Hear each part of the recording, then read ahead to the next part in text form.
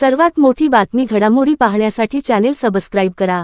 शरद पवार गट राष्ट्रवादीच्या विलीनीकरणाबाबत आग्रही असताना दुसरीकडे अजित पवार गटात मात्र मतमतांतरे असल्याचे दिसून येत आहे।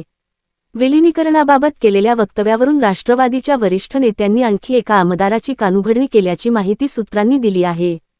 पक्षाच्या महत्त्वपूर्ण बैठकीत नरहरी झिरवाळ यांच्यानंतर आता इगतपुरीचे आमदार हिरामन खोसकर यांचीही पक्षाच्या वरिष्ठांनी जोरदार कानउघाडणी केल्याची विश्वासार्ह माहिती समोर येत आहे।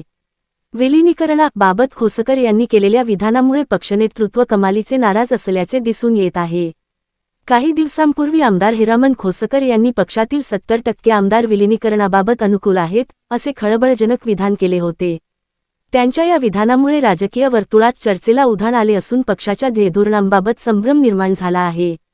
विलीनीकरणाच्या मुद्द्यावर अद्यापही राष्ट्रवादी पक्षात नकारात्मक आणि संवेदनशील वातावरण असल्याचे या प्रकारामुळे पुन्हा एकदा स्पष्ट झाले आहे।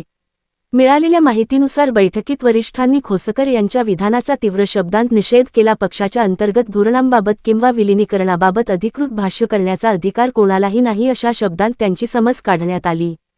तसेच खोसकर किंवा इतर कोणत्याही आमदारांनी माध्यमांसमोर विलीनीकरणाबाबत कोणतेही वक्तव्य करू नये अशा सक्त सूचना पक्षाकडून देण्यात आल्या आहेत।